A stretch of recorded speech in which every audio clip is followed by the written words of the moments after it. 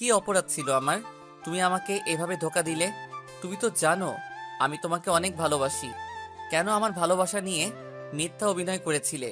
কেন আমার কাছে মিথ্যা বলেছিলে? আমি তো কোনো দোষ করি নাই। তাহলে তোমাকে বিশ্বাস করাটা আমার অপরাধ ছিল। দেখতে দেখতে 2 দিন চলে গেল। এই 2 দিন অনেক কান্না করেছি। অফিসে পর্যন্ত যাইনি।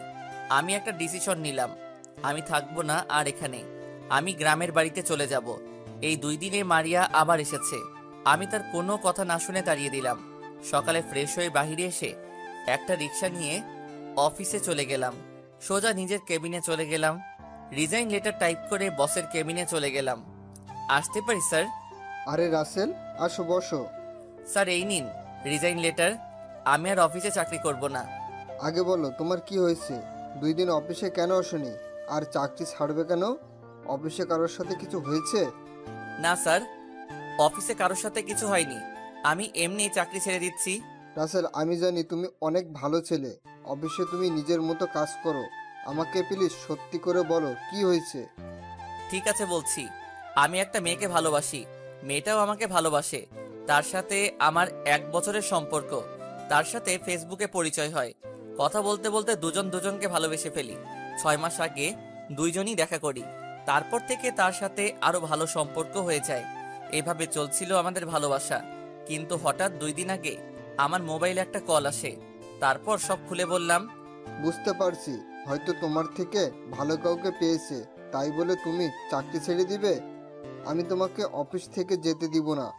এই অফিসে কাজ না করো, তবে আমার নোয়াখালী যে অফিস আছে সেটাই তুমি কাজ করো। প্লিজ রাসেল, তুমি চাকরি ছেড়ে যেও না। ঠিক আছে স্যার, আমি আপনার নোয়াখালী অফিসে কাজ করব। আমি আজকে রওনা দিতে চাই। ঠিক আছে, আমি ওখানে ম্যানেজারের সাথে কথা বলে বলছি। আর তোমাকে একটা ফ্ল্যাট দেওয়া হয়েছে। এখন থেকে তুমি ওই বসের দায়িত্ব পালন করবে। আমি মাঝে মাঝে গিয়ে হিসেব নিয়ে আসব। আর তুমি তো গাড়ি চালাতে পারো, তাই তোমাকে অফিস থেকে একটা গাড়ি দেওয়া হবে। তুমি আজকে না গিয়ে কালকে সকালে যাও। ওকে স্যার, তাহলে আমি এখন বাসায় গিয়ে সবকিছু গুছিয়ে রাখি। ঠিক আছে, যাও। আমি বসের কেবিন থেকে বেরিয়ে অফিসের সবার কাছ থেকে বিদায় নিয়ে বাহিরে চলে আসলাম। একটা রিক্সা নিয়ে রেস্টুরেন্টে গিয়ে খাবার খেয়ে বাসায় চলে আসলাম। অনেকক্ষণ বকবক করে গেছি, এখনো পরিচয় দেই নাই। আমি রাসেল, বর্তমানে একটা অফিসে চাকরি করি। পরিবারের সবাই আছে, কিন্তু একটা ছুরির দায়ে ঘর বের করে দিছে আমাকে আজ 2 বছর আগে। তারপর ঢাকায় চলে আসি। তারপর একটা হোটেলে কাজ নেই। একদিন একটা পত্রিকায় চাকরির বিজ্ঞপ্তি দেখি। তারপর ইন্টারভিউ দিতে চলে যাই। আল্লাহর রহমতে চাকরিটা হয়ে যায়। আমি আবার গল্প লিখি। তখন মারিয়ার সাথে পরিচয় হয় 1 বছর থেকে। তারপর কি হলো সবই তো জানেন। অফিসের বস আমার কাজ দেখে অনেক খুশি হয়, তাই আমাকে তিনি ছাড়তে চান না। আর কিছু জানা লাগবে না, গল্পের সাথে থাকুন, সব জানতে পারবেন। পরের দিন সকালে ঘুম থেকে উঠে ফ্রেশ হয়ে বাহিরে এসে নাস্তা করে বাসায় চলে আসি। বাসার সামনে এসে দেখি বস গাড়ি পাঠিয়ে দিছে। ড্রাইভার আমার কাছে চাবি দিয়ে চলে গেছে। আমি বাসার ভিতরে ঢুকে জামা কাপড়ের ব্যাগটা নিয়ে গাড়িতে রাখলাম। দারোয়ানের কাছে বাসার চাবি দিয়ে গাড়িতে উঠলাম। এই বাসাটায় বস আমাকে থাকতে দিয়েছে। আমি গাড়ি চালিয়ে নোয়াখালীর উদ্দেশ্যে রওনা দিলাম। আগে কয়বার গেছি নোয়াখালী অফিসে কাজের ব্যাপারে, তাই কোনো সমস্যা নেই। প্রায় দুপুর 2টাই বাজে। অফিসের সামনে চলে আসলাম। আসার সময় রেস্টুরেন্ট থেকে খাবার খেয়ে আসলাম। গেট দিয়ে ঢুকে গাড়ি পার্কিং করে অফিসের ভিতরে চলে গেলাম। ভিতরে ঢুকে সোজা ম্যানেজারের কেবিনে চলে গেলাম। ভিতরে আসতে পারি? আরে আসুন স্যার, আপনার আমার কেবিনে আসতে অনুমতি লাগবে? আমি ভিতরে ঢুকে চেয়ারে গিয়ে বসলাম। একটা কথা বলি আপনাকে, আমাকে স্যার না বলে নাম ধরে ডাকবেন। আমি আপনার ছেলের মতো। তুমি অনেক ভালো ছিলে, চলো তোমাকে তোমার কেবিনে নিয়ে যাই। এখন আমি বাসায় যাব। 2 দিন পর থেকে নিয়মিত অফিসে আসবো। আপনি আমাকে নতুন ফ্ল্যাটে নিয়ে যান। ঠিক আছে, আমি তোমাকে নতুন বাসায় নিয়ে যাচ্ছি। তারপর ম্যানেজার অফিসের সবাইকে বলে আমার সাথে অফিস থেকে বেরিয়ে আসলো। গাড়িতে উঠে নতুন বাসায় যেতে লাগলাম। কিছুক্ষণ পর একটা বাসার সামনে চলে আসলাম। বাসার ভিতরে ঢোকার পর ম্যানেজার আমাকে 3 তলায় একটা ফ্ল্যাটে নিয়ে গেল। তারপর ম্যানেজারের সাথে কিছুক্ষণ কথা বললাম। ম্যানেজার চলে যাওয়ার পর আমি সবকিছু গুছিয়ে রাখলাম। রাতে বাহির থেকে খাবার খেয়ে রুমে চলে আসলাম। পরের দিন সকালে ঘুম থেকে উঠে ফ্রেশ হয়ে গাড়ি নিয়ে বাহিরে চলে আসলাম। একটা রেস্টুরেন্টে ঢুকে নাস্তা করে নিলাম। রেস্টুরেন্ট থেকে বেরিয়ে আসতেই হঠাৎ একটা পিচ্চি মেয়ে সামনে আসলো। ভাইয়া, কয়টা টাকা দেন না, অনেক ক্ষুধা লাগছে। কালকে থেকে এখনো কিচ্ছু খাইনি। তুমি ভিক্ষা করো কেন? তোমার আব্বু আম্মু কোথায়? ভাইয়া, আমার আব্বু নেই।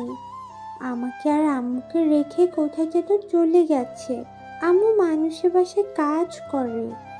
আজ 2 দিন আম্মু অসুস্থ, তাই ঘরে কোনো খাবার নেই। তোমার নাম কি? থাকো কোথায়? ভাইয়া, আমার নাম রাইসা। আমরা বস্তিতে থাকি। ঠিক আছে, আমাকে তোমাদের বাসায় নিয়ে চলো। ভাইয়া, কয়টা টাকা দেন, অনেক ক্ষুধা লাগছে। আম্মু এখনো কিচ্ছু খায়নি, ওষুধও নয়। আমি কি বলবো, বলার কোনো ভাষা নেই। হায় রে মানুষ, এখন মেয়েটার পড়ালেখা করার সময়, এখন সে রাস্তায় ভিক্ষা করছে। আমি আর কোনো কথা না বলে রাইসাকে নিয়ে রেস্টুরেন্টে ঢুকে গেলাম। রাইসার জন্য খাবার অর্ডার করলাম। কিছুক্ষণ পর খাবার দিয়ে গেল। রাইসা কিছু খাবার খেয়ে বাকিটা একটা পলিথিনে ঢুকাতে গেলে আমি বললাম, তুমি খাবার পলিথিনে ঢুকাও কেন? ভাইয়া, আম্মু তো এখনো কিচ্ছু খায়নি, তাই আম্মুর জন্য বাকি খাবারগুলো নিয়ে যাচ্ছি। তোমার আম্মুর জন্য যাওয়ার সময় খাবার নিয়ে যাব, আগে তুমি খেয়ে নাও। রাইসা আর কোনো কথা না বলে খাবার খেতে লাগলো।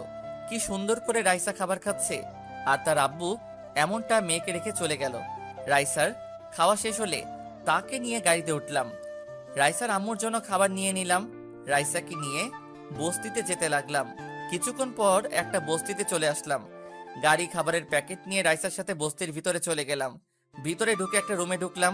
রুমটা প্লাস্টিক দিয়ে বানানো, বৃষ্টি হলে সবকিছু ভিজে যাবে, কারণ প্লাস্টিক জায়গায় জায়গায় ছিঁড়ে আছে। আম্মু দেখো, তোমার জন্য খাবার নিয়ে এসেছি। একটা টাকাও পাইনি, তাই ওষুধ আনতে পারি নাই। এই ভাইয়াটা খাবার কিনে দিছে। রাইসার আম্মু একটু মাথা তুললো, দেখে মনে হচ্ছে অনেক জ্বর শরীরে। আমি ওনার মাথায় হাত দিয়ে দেখি জ্বরে মাথা পুড়ে যাচ্ছে, তাই ওনার সাথে কথা না বলে কোলে নিয়ে গাড়িতে রাখলাম। তারপর একটা হাসপাতালে নিয়ে গেলাম। হাসপাতালে নেওয়ার পর ডাক্তার ওনাকে কেবিনের ভিতরে নিয়ে গেল। কিছুক্ষণ পর একজন ডাক্তার বেরিয়ে আসলো। ডাক্তার, কি অবস্থা ওনার? উনি এখন ভালো আছে, কয়দিন ধরে খাওয়া দাওয়া করে নাই, তাই শরীর অনেক দুর্বল হয়ে গেছে। আমি কিছু ওষুধ লিখে দিচ্ছি, আপনি এগুলো নিয়মিত খাওয়াবেন, তাহলে সুস্থ হয়ে যাবে। ঠিক আছে ডাক্তার। ইনজেকশন দিয়ে জ্বরটা কমিয়ে আনছি, কিছু খাবার নিয়ে এসে ওষুধ খাইয়ে দিবেন। আল্লাহর রহমতে কিছুদিনের মধ্যেই সুস্থ হয়ে যাবে। ওকে ডাক্তার, আর ওনার কাছে এখন যাওয়া যাবে? যেতে পারেন। আমি আর রাইসা ভিতরে ঢুকলাম। দেখি রাইসার আম্মু চোখ বন্ধ করে শুয়ে আছে। তাই রাইসাকে বললাম এখন যেন না ডাকে তার মাকে, আমি বাইরে থেকে ওষুধ নিয়ে আসছি বলে আমি বাইরে চলে আসলাম। বাহিরে এসে ডাক্তারের দেওয়া ওষুধ নিয়ে আবার চলে আসলাম। কেবিনের ভিতরে ঢুকে দেখি উনি রাইসাকে জড়িয়ে ধরে আছে। একটু কষ্ট করে খাবার খেয়ে ওষুধগুলো খেয়ে নেন। তুমি কে বাবা? আমার জন্য এত কিছু কেন করলে? আমার পরিচয় পরে জানতে পারবেন, আগে খাবারগুলো খেয়ে নেন। রাইসার আম্মু কোনো কথা না বলে হালকা খাবার খেলো, তারপর ওষুধ খাইয়ে দিলাম। আমি বললাম কিছুক্ষণ শুয়ে থাকতে, আমি ডাক্তারের কাছ থেকে আসছি। দেখতে দেখতে আজ 3 দিন পর আমার বাসায় নিয়ে আসলাম রাইসা এবং তার আম্মুকে। আমি অফিসে ফোন দিয়ে বলেছি আমি অফিসে আসতে কিছুদিন লেট হবে, ম্যানেজারকে সবকিছু দেখে রাখতে বলেছি। মারিয়ার কথা এখন তেমন মনে পড়ে না, আসলে রাইসার আম্মুর সেবা করতে করতে তার কথা ভুলেই গেছি। তো যাই হোক, এই বাসায় কাউকে তো দেখছি না, মানে তোমার আব্বু আম্মা ওনারা কোথায়? আমার এখানে কেউ নেই।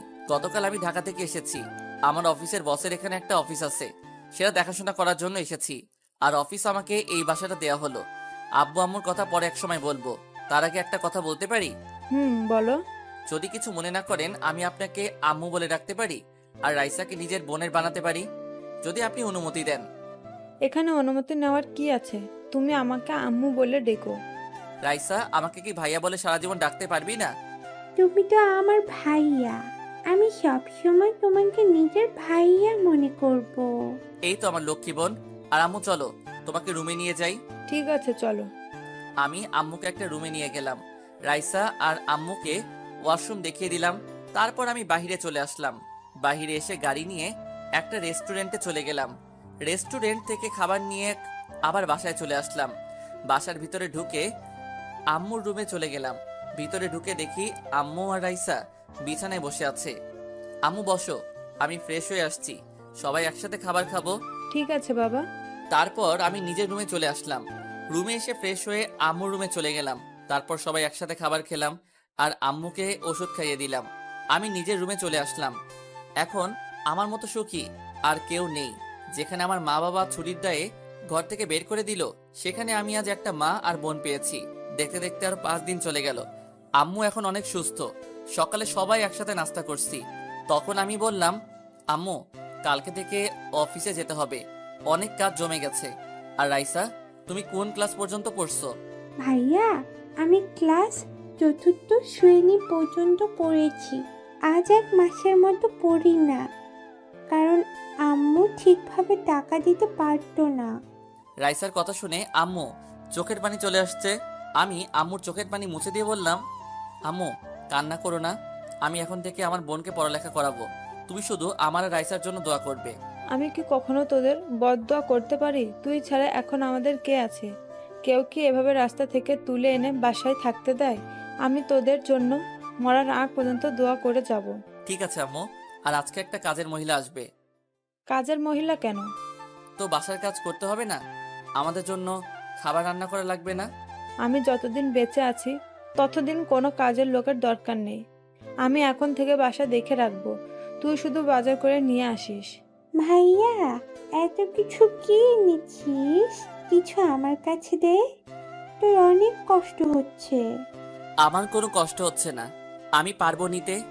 ঠিক আছে, এই ছোট ব্যাগ দুটো আমার কাছে দে। আমি আর কিছু বললাম না। রাইসার হাতে 2টা ব্যাগ দিয়ে ভিতরে ঢুকলাম। আম্মু রুম থেকে বেরিয়ে আসলো।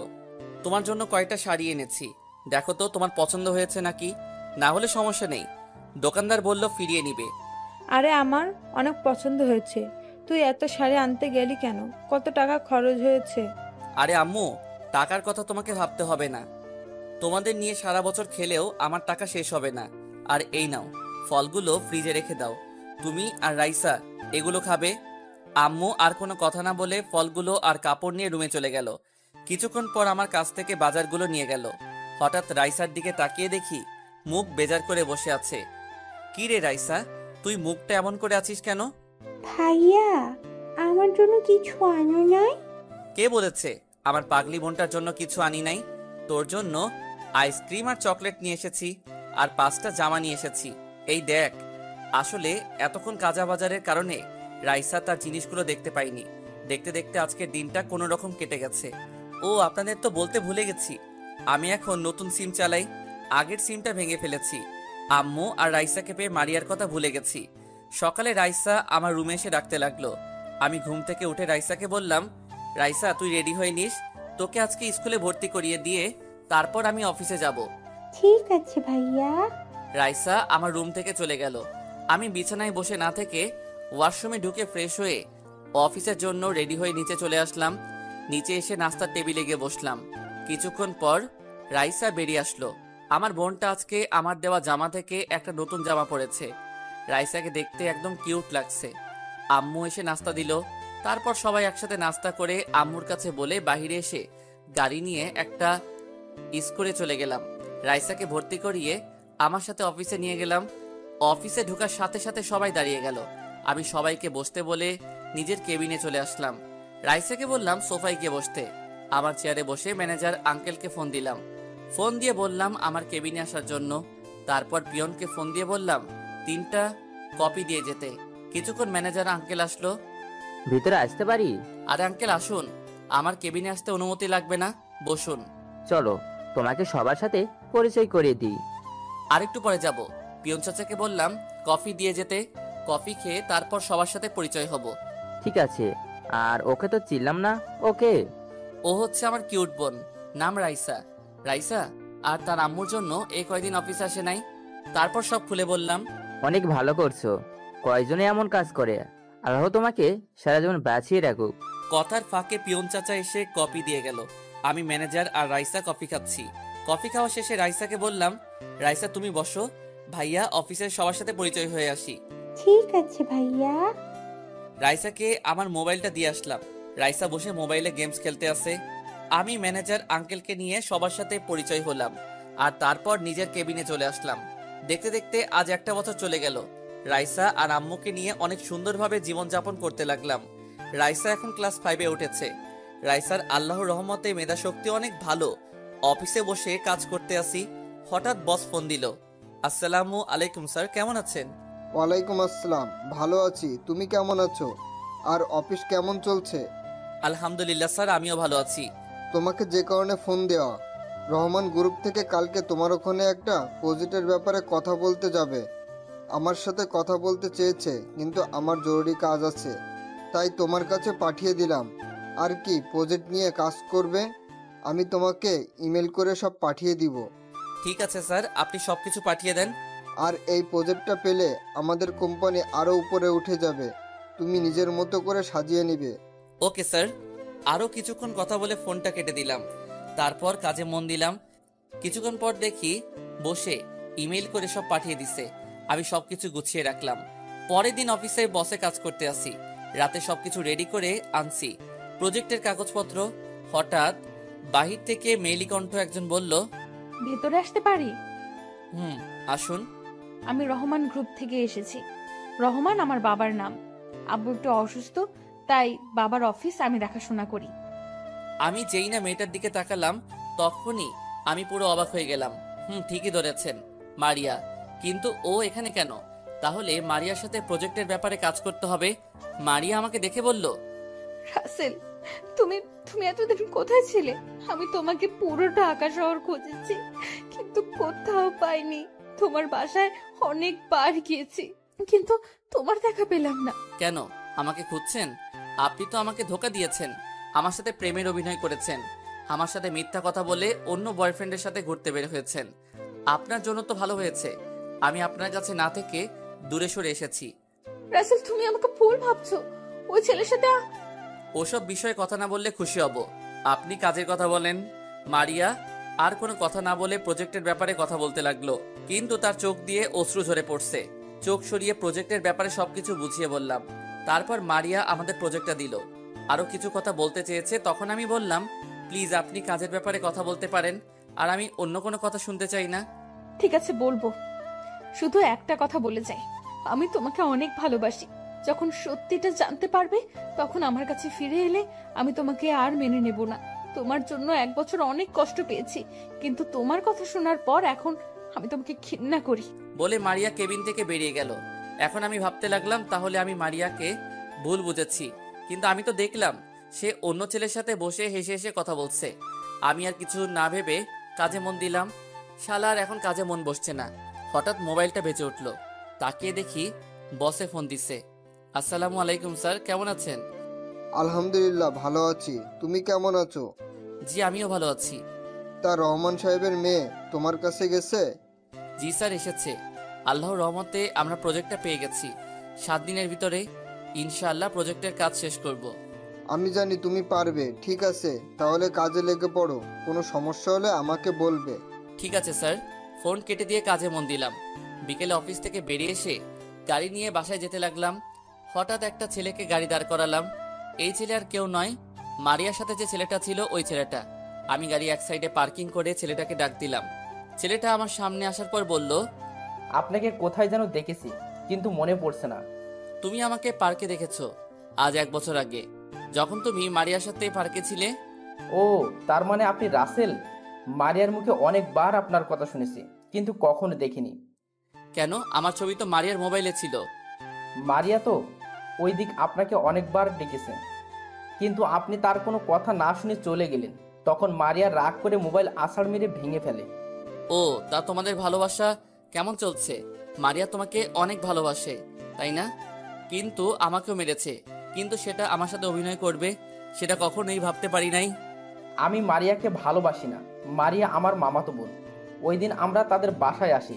বাসায় একা একা ভালো লাগছে না, তাই মারিয়াকে বলি বাইরে থেকে ঘুরে আসি। মারিয়া আসতে চাইছিল না, কিন্তু আমার জোরাজুরিতে পরে আসলো। কিন্তু আপনি মারিয়াকে ভুল ভাবছেন। মারিয়া এখনো আপনাকে ভালোবাসে। আপনার পথ চেয়ে এখনো কাউকে বিয়ে করে নাই। কি বলছো তুমি? তাহলে আমি মারিয়াকে এতদিন ভুল বুঝে আসছি। তাহলে আমাকে একটা দিন ফোন দিয়ে বলতো, বললেই তো আর এত কিছু হতো না। এরকম একটা ভুলের কারণে 1 বছর তার থেকে দূরে ছিলাম। ও কি এখন আমাকে মেনে নিবে? আমি বলি কি, আপনি ওর কাছে গিয়ে ক্ষমা চেয়ে আপন করে নেন। যদি আপনাকে সত্যি ভালোবাসে, তাহলে আপন করে নিবে। ঠিক আছে, কিন্তু এখনো তোমার নামটা জানা হলো না। আমি আকাশ। পড়াশোনা শেষ করে আব্বুর অফিসে দেখাশোনা করছি। নোয়াখালীতে এসেছি অফিসের একটা কাজের ব্যাপারে।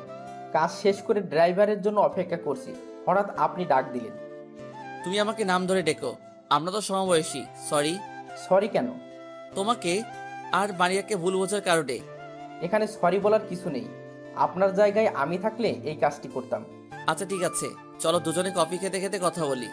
এখন আমার বাসায় যেতে হবে, অন্য একদিন খাবো, এখন আসি। ঠিক আছে যাও, তবে যাওয়ার আগে একটা কথা বলে যাও। মারিয়া কি সবসময় অফিসে থাকে? হুম। বলে আকাশ চলে গেল। আমি আর দাঁড়িয়ে না থেকে গাড়ি বাসায় যেতে লাগলাম। তার মানে মারিয়ার সঙ্গে আকাশের কিছু নেই। আমি এতদিন ভুল বুঝে দূরে ছিলাম, মারিয়াকে একটা কথা বলার সুযোগ দেয়নি। যদি মারিয়ার কথাগুলো শুনতাম তাহলে এত কিছু হতো না। না, আমি আর ভাবতে পারছি না। আমাকে মারিয়ার কাছে ক্ষমা চেতে হবে। বাসায় এসে কলিং বেল চাপ দিলাম। কিছুক্ষণ পর রাইসা এসে দরজা খুলে দিল। কি রে ভাইয়া, তুই আজকে আসতে তো দেরি হলো কেন? আর চেহারা কেমন জানি দেখা যাচ্ছে, কি হয়েছে তোর?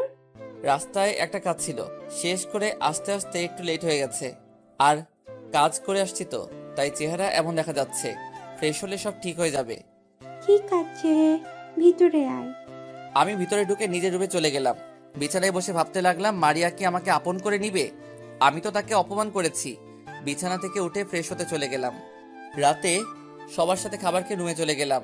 আসলাম না, আমাকে মারিয়ার কাছে যেতে হবে। পকেট থেকে মোবাইলটা বের করে বসকে ফোন দিলাম। আসসালামু আলাইকুম স্যার। ওয়ালাইকুম আসসালাম। কি ব্যাপার রাসেল, হঠাৎ রাতে ফোন দিলে যে? আসলে স্যার আমার কিছুদিন ছুটি লাগবে। হঠাৎ কিসের জন্য ছুটি চাইছো? আসলে স্যার, তারপর সব খুলে বললাম। তার মানে রহমান সাহেবের মেয়ের সাথে তোমার প্রেম ছিল? জি স্যার, তাই বলছি। ওর কাছে ক্ষমা চেয়ে আপন করে নিব। তাহলে এক কাজ করো, তারা যে প্রজেক্টটা আমাদের দিয়েছে ওটার কাজ শেষ করে তার সাথে দেখা করো, তারপর সব খুলে বলো। ঠিক আছে স্যার। আরও কিছুক্ষণ কথা বলে কেটে দিলাম। দেখতে দেখতে আজ 5 দিন চলে গেছে। 7 দিনের জায়গায় 5 দিন প্রজেক্টটা রেডি করে ফেলেছি, কাজও করেছি, তাই তাড়াতাড়ি হয়ে গেছে। সকালে রেডি হয়ে আম্মু আর রাইসাকে বলে গাড়ি নিয়ে ঢাকার উদ্দেশ্যে রওনা দিলাম। ম্যানেজারকে বলে রাখলাম আমার আম্মু আর বোনকে দেখে রাখতে। 5 ঘন্টা পর ঢাকা এসে পৌঁছে গেলাম। প্রথমে বসের অফিসে গেলাম। বসের সাথে কিছু কথা বলে মারিয়ার অফিসে যেতে খাবার খেয়ে নিলাম। রেস্টুরেন্টের অফিসের গেট দিয়ে ঢুকে গাড়ি পার্কিং করে অফিসের ভিতরে গেলাম। পিয়নকে বললাম বসের কেবিন কোনটা। পিয়ন আমাকে বসের কেবিন দেখিয়ে দিল। আমি মারিয়ার কেবিনের সামনে গিয়ে হালকা করে দরজা ধাক্কা দিয়ে ভিতরে তাকিয়ে যেটা দেখলাম, সেটা দেখে আমি পুরো অবাক হয়ে গেলাম। আসলে তেমন খারাপ কিছু না। ভিতরে দেখি মারিয়া একটা ছেলের সাথে হেসে হেসে কথা বলছে। আমি তখন বললাম, ভিতরে আসতে পারি? আসুন। মারিয়া ছেলেটার সাথে কথা বলতে ব্যস্ত। আমি ভিতর ঢুকে তাদের সামনে গেলাম। মারিয়া আমাকে দেখে বলল, আরে মিস্টার রাসেল, হঠাৎ আমার অফিসে কি মনে করে? আর দাঁড়িয়ে কেন, বসুন। আমি ছেলেটার পাশের চেয়ারে বসলাম। তখন ছেলেটা বলল, তাহলে আমি এখন আসি মারিয়া, পরে আরেক সময় আসবো। ঠিক আছে রনি, যাও, আবার আসবে কিন্তু। তোমার সাথে কথা বলতে অনেক ভালো লাগে। ওকে, আসবো। এখন তাহলে কাজ করো। ওকে, বাই। রনি চলে যাওয়ার পর মারিয়া আমাকে বলল, তো এবার বলুন, হঠাৎ আমার অফিসে কি? আসলে তোমার প্রজেক্টের কাজ শেষ, তাই আমি নিজে নিয়ে এসেছি। প্রথম কথা হলো আমাকে তুমি করে বলা যাবে না, আপনি করে বলবেন। আর ধন্যবাদ এত তাড়াতাড়ি কাজটা শেষ করার জন্য। মারিয়া, আমার ভুল হয়ে গেছে, তুমি আমাকে ক্ষমা করে দাও। কিছুদিন আগে আকাশ আমাকে সব খুলে বলেছে। আমার ভুলের জন্য আজ 1 বছর তোমার থেকে দূরে চলে গেছি। প্লিজ মারিয়া, আমাকে তুমি মাফ করে দাও। মারিয়ার হাত ধরে, আপনার সাহস কি করে হয় আমার হাত ধরার? মেয়ে মানুষ দেখলে লুচ্চামি করতে মন চায়? আপনি এক্ষুনি আমার কেবিন থেকে বেরিয়ে যান, তা না হলে দরওয়ান ডাকতে বাধ্য হব। থাক, দারোয়ান ডাকতে হবে না, আমি নিজে চলে যাচ্ছি। কিন্তু আমি আবার তোমার কাছে আসব। তুমি আমাকে যত অপমান করো না কেন, আমি তারপরেও আসব। বলে মারিয়ার কেবিন থেকে বেরিয়ে গেলাম। নিজের চোখ দিয়ে 2 ফোঁটা পানি পড়ে গেল। মারিয়া আমার গায়ে হাত তুলল। আমি তো তাকে বলবো যে কখনো গায়ে হাত তুলি নাই। চোখের পানি মুছে গাড়িতে গিয়ে বসলাম। হঠাৎ মোবাইলের কথা মনে পড়লো। মোবাইল তো মারিয়ার টেবিলের উপর। তখন গাড়ি থেকে নেমে অফিসে ঢুকে মারিয়ার কেবিনের সামনে গিয়ে বললাম, আসতে পারি ভিতরে? আপনি আবার কেন এসেছেন? সরি, আসলে আমার মোবাইলটা আপনার টেবিলের উপর রেখে গেছি। ঠিক আছে, ভিতরে এসে নিয়ে যান। আমি মারিয়ার কেবিনে ঢুকে মোবাইলটা হাতে নিলাম। মারিয়ার দিকে তাকিয়ে দেখি চোখ দুটো লাল হয়ে আছে। হয়তো কান্না করেছে, কিন্তু ও কান্না করবে কেন? আমি আর কিছু না ভেবে অফিস থেকে বেরিয়ে এসে গাড়ি নিয়ে সোজা বসের অফিসে চলে গেলাম। বসকে বলেছি আমাকে এখানে একটা বাসা ভাড়া নিয়ে দিতে কিছুদিনের জন্য, কিন্তু বস বলল তার বাসায় তার পরিবারের সাথে থাকতে। আমিও আর না করলাম না। বিকেলে বসের সাথে তার বাসায় গেলাম। আসলে এই প্রথম বসের বাসায় এসেছি। আমি মার্কেট থেকে কিছু ফল মিষ্টি নিয়ে নিলাম। বস কলিং বেল চাপ দিল। হঠাৎ রাইসা একজনকে দেখে বলল গাড়ি থামাতে। রাইসার কথা মতো গাড়ি থামালাম। রাইসা গাড়ি থেকে নেমে দৌড় দিয়ে একজনকে জড়িয়ে ধরলো। আমি তো পুরো অবাক হয়ে গেলাম। আমি গাড়ি থেকে নেমে ওদের সামনে গেলাম। তখন রাইসা বলল, ভাইয়া, উনি আমার বাবা। আজ কয় বছর পর বাবাকে দেখেছি। তাহলে আপনি রাইসার বাবা? আপনি কেমন করে পারলেন মা মেয়েকে রেখে আর একটা বিয়ে করতে? আপনি জানেন আপনার স্ত্রী মরতে বসেছে। আমি যদি তাদের পাশে না দাঁড়াতাম তাহলে আপনার মেয়ে এতিম হয়ে যেত। কেন করলেন এমন কাজ? আমি বুঝতে পারছি তাদের এভাবে ছেড়ে আসা আমার উচিত হয়নি, কিন্তু কি করব বলো? কোনো কাজ নেই, ঘরে খাবার নেই, তাদের ঠিকমতো খাওয়াতে পারি না। একজন পুরুষ হয়ে যদি ওদের খাওয়াতে না পারি তাহলে আমি পুরুষ নামের কলঙ্ক। আর আমি কোনো বিয়ে করি নাই। আমি ওদের কাছে বলেছি আমি বিয়ে করেছি, কারণ তাহলে ওরা আর আমাকে খুঁজবে না। আপনি কি করে ভাবলেন? আপনার মেয়ের কথা একবার চিন্তা করেছেন? যে মেয়ে ওই সময় পড়ালেখা করার কথা, সেই মেয়ে রাস্তার মানুষের কাছে ভিক্ষা করে তার মায়ের ওষুধে টাকা তুলছে। আমার ভুল হয়ে গেছে বাবা। আমি এখন একটা অফিসে কাজ পেয়েছি, তাই ওদের খুঁজতে এই শহরে এসেছি। আমি ওদের ফিরিয়ে নিতে চাই, আর তোমাকে ধন্যবাদ দিয়ে ছোট করব না। তুমি ওদের জন্য যা করেছো আমি সারা জীবন ঋণী হয়ে থাকবো। ভাইয়া, আব্বু যখন ভুল বুঝতে পেরেছে তাহলে আব্বুকে ক্ষমা করে দাও। আমি বাবাকে ছাড়া থাকতে পারবো না। দেখুন কি বলছে আপনার মেয়ে। যে জায়গায় আপনাকে ঘৃণা করার কথা সেখানে আপনাকে ক্ষমা করে দিতে বলছে। আমি আর এমন কাজ করব না।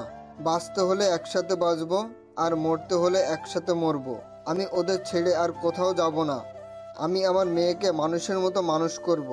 ঠিক আছে, এখন আপনি সাথে আমার বাসায় চলেন।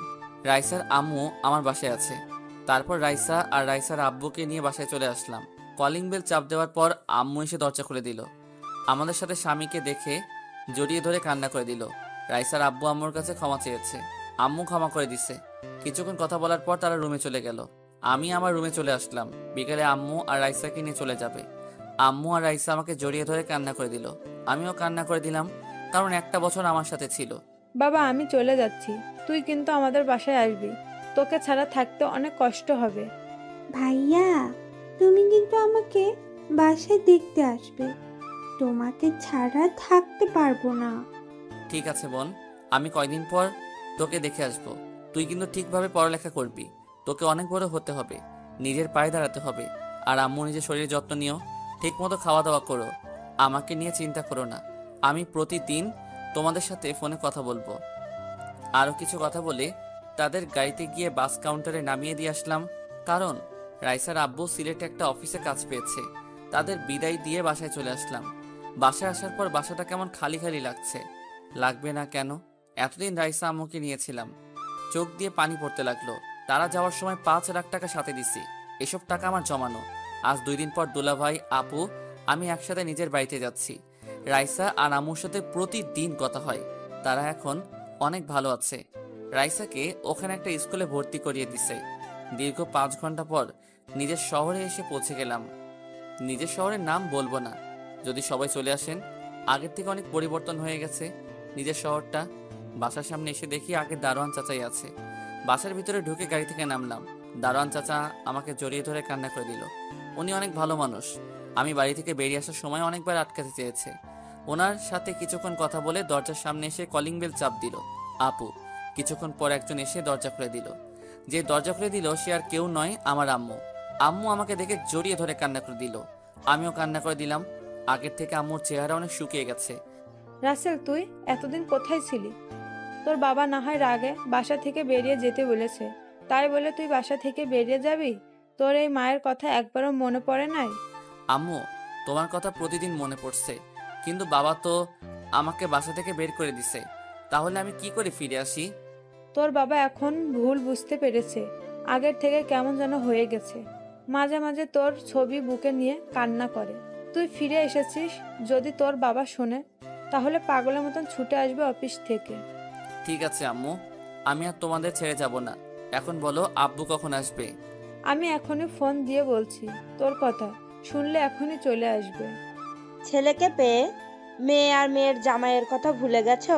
তোদের কি ভুলতে পারি? তা তোরা হঠাৎ বাসায় আসলি, আমাদের তো বলে আসলি না। তোমাদের সারপ্রাইজ দিব বলে বলি নাই।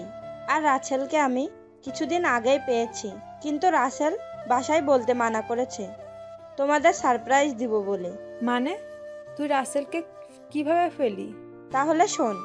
তারপর আপু সব খুলে বলল, আর এটাও বলেছে আমি এতদিন দুলাভাইয়ের অফিসে কাজ করেছি। কি, আমাদের এত কাছে থাকার পরেও তাকে দেখতে পাইনি? তা জামাই বাবাজি কেমন আছো? আলহামদুলিল্লাহ আম্মু, ভালো আছি। তুমি কেমন আছো? আর কেমন আছে? সবাই ভালো আছে। এবার সবাই ভিতরে আসো। সবাই ভিতরে গেলাম। বাসাটা আগের মতোই আছে। আম্মু আমাকে নিজের রুমে যেতে বলল। আমার রুমে এসে দেখি রুমটা আগের মতোই আছে। তারপর ওয়াশরুমে ঢুকে গোসল করে নিলাম। গোসল শেষ করে ওয়াশরুম থেকে বেরিয়ে সামনে দেখে আব্বু দাঁড়িয়ে আছে, সাথে সাথে আমাকে জড়িয়ে ধরলো। রাসেল বাবা, তুই আমাকে ক্ষমা করে দে।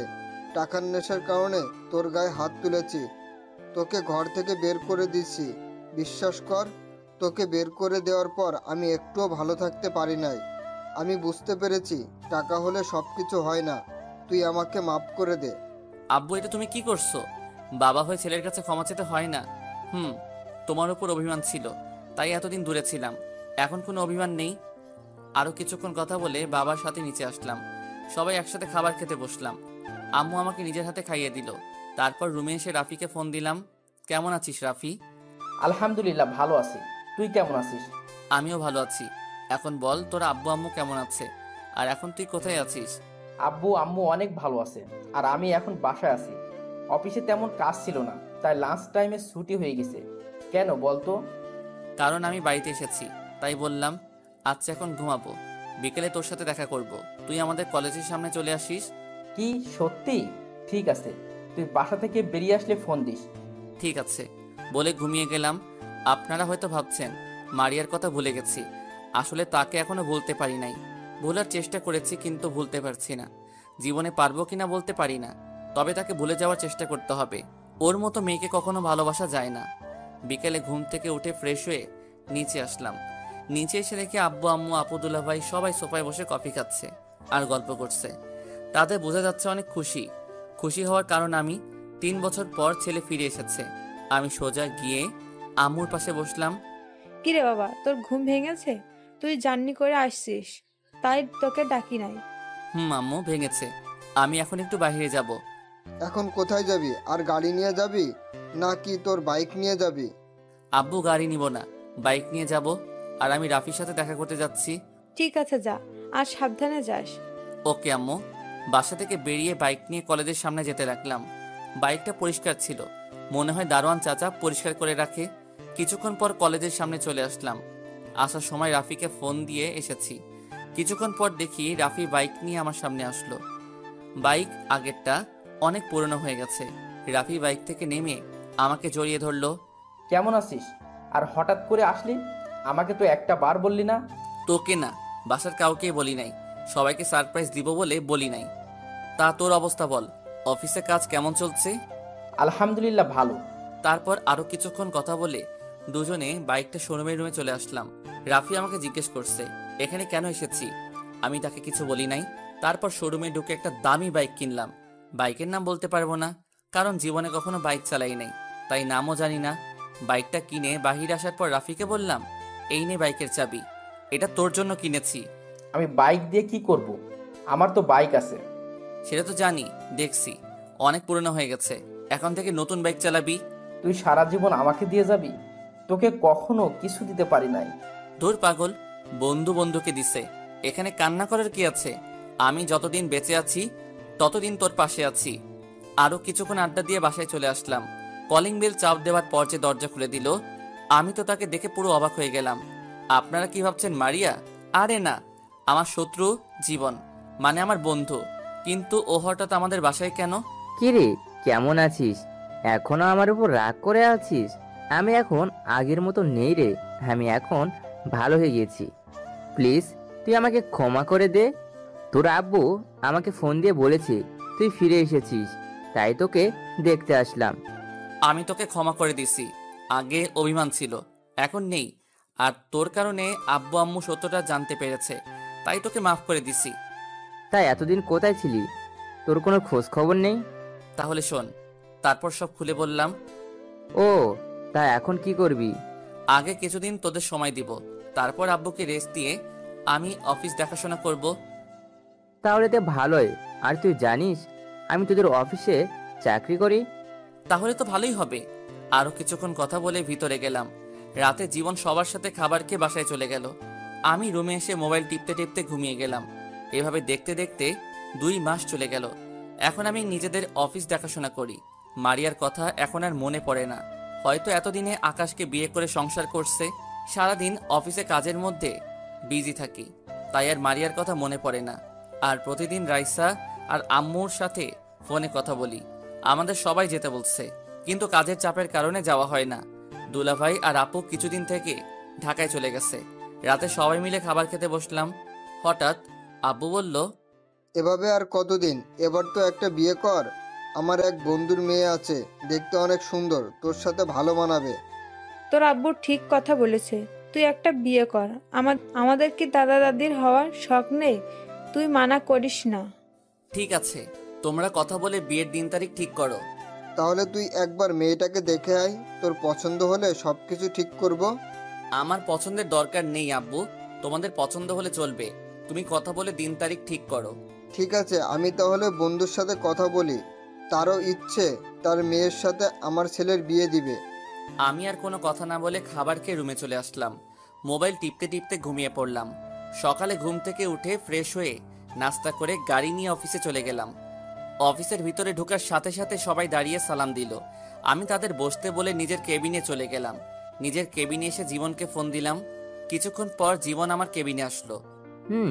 বল, কেন ডেকেছিস? তোর কি হাতে কাজ বেশি আছে? না, তেমন কোনো কাজ নেই। কেন বলো তো? তাহলে চল একটু বাহির থেকে ঘুরে আসি। আজকে অফিসে ভালো লাগছে না। ঠিক আছে, তুই বস, আমি সবাইকে বলে আসছি। জীবন কেবিন থেকে বেরিয়ে গেল।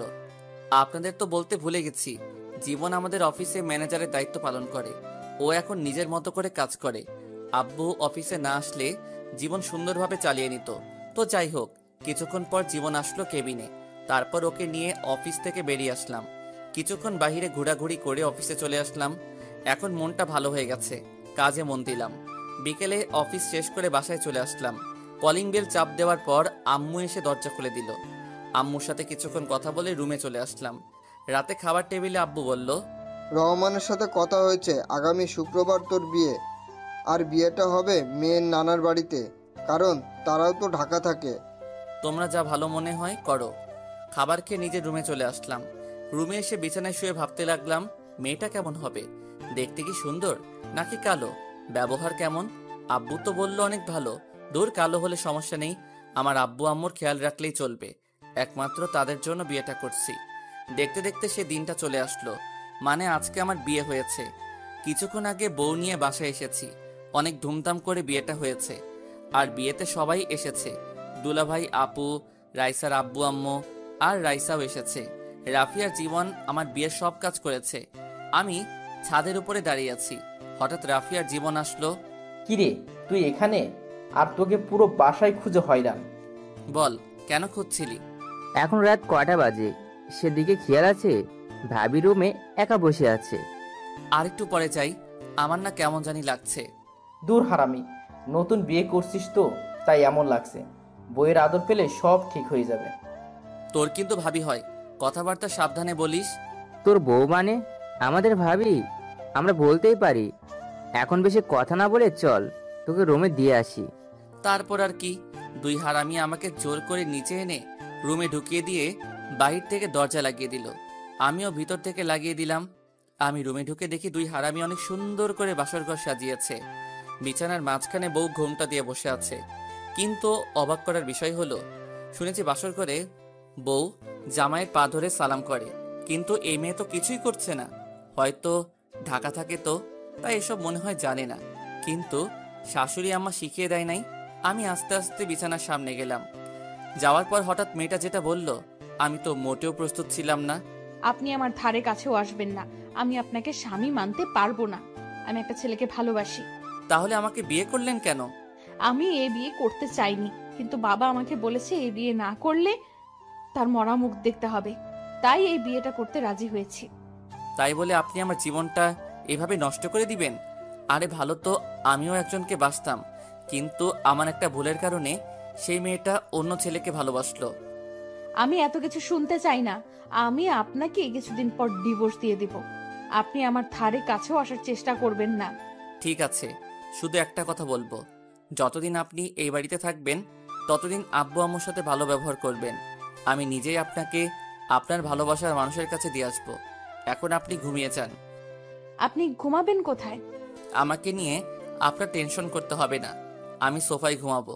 আপনি একটা বালিশ আর কম্বল দেন। মেয়েটা আমাকে একটা বালিশ আর কম্বল দিল। আমি বালিশ আর কম্বল সোফায় রেখে বেলকনিতে চলে আসলাম। আমার সাথে এটা কি হয়ে গেল? ভেবেছি বিয়ে করে নতুন জীবন শুরু করব, অতীত সব ভুলে যাব। আগে মারিয়া আমাকে কষ্ট দিছে, তাকে ভুলতে অনেক কষ্ট হয়েছে, কিন্তু হঠাৎ যদি নতুন বলে সে অন্য কাউকে ভালোবাসে, তখন নিজের কাছে কেমন লাগে। ও আপনাদের তো বলতে ভুলে গেছি, আমি এখনো পর্যন্ত মেয়েটার চেহারা দেখি নাই, কারণ মেয়েটা ঘুমটা পড়া অবস্থায় আমার সাথে কথা বলেছে। কিছুক্ষণ বেলকনিতে থেকে রুমে এসে সোফায় শুয়ে পড়লাম। ঘুম কি আর আসে? এসব কিছু ভাবতে ভাবতে কখন ঘুমিয়ে গেলাম। সকালে হঠাৎ কে যেন দরজা ধাক্কাতে লাগলো, সাথে সাথে আমার ঘুমটা ভেঙে গেছে। সোফা থেকে উঠে দরজা খুলে বললাম, দরজা খুলে দেখি রাইসা। ভাইয়া, তুমি এখনো ঘুম যাও। আম্মু বলেছে তোমাকে আর ভাবিকে নিচে যেতে। ঠিক আছে আপু, তুই যা, ভাইয়া তোর ভাবিকে নিয়ে আসছি। তাড়াতাড়ি আসবে কিন্তু। রাইসা চলে গেল। আমি বিছানার সামনে এসে মেয়েটাকে ডাকতে লাগলাম। মেয়েটার চেহারা এখনো দেখা যাচ্ছে না। মেয়েটা এখনো বিয়ের শাড়ি পরে আছে। এই যে শুনছেন, উঠেন, আম্মু ফ্রেশ হয়ে নিচে যেতে বলছে। আপু যাও তো, আমাকে আরেকটু ঘুমাতে দাও। হাই হাই, এই মেয়ে স্বামীকে কি বলছে? মনে হয় তার বাবা প্রতিদিন সকালে ঘুমটা ভাঙিয়ে দেয়, তাই তার বাবা মনে করছে। ওই, আপনার বাবা এখানে কোথায় থেকে আসবে? আমি আপনার বিয়ে করা স্বামী। গতকাল যে বিয়ে করছেন মনে নেই? মেয়েটা আমার কথা শুনে যেই না তার মুখের উপর থেকে কাপড় সরালো, তখন আমি তাকে দেখে মোটেও প্রস্তুত ছিলাম না। সেও আমাকে দেখে পুরো অবাক হয়ে গেল। তার মানে মারিয়াকে বিয়ে করেছি। আপনারা ঠিকই ধরেছেন, মারিয়া। মারিয়া আমাকে দেখে বিছানা থেকে নেমে জড়িয়ে ধরে কান্না করে দিল। ঠাস করে 2টা থাপ্পড় মেরে দিলাম। তারপর আমি বললাম, তোর সাহস কি করে হয় আমাকে জড়িয়ে ধরার? আর তুই এখানে কেন? তার মানে আমি তোকে বিয়ে করেছি? মারিয়া গালে হাত দিয়ে বলতে লাগলো, আমি তোমার বউ, তাই জড়িয়ে ধরেছি। আর তুমি আমাকে বিয়ে করেছো, তাই তো আমি তোমার রুমে।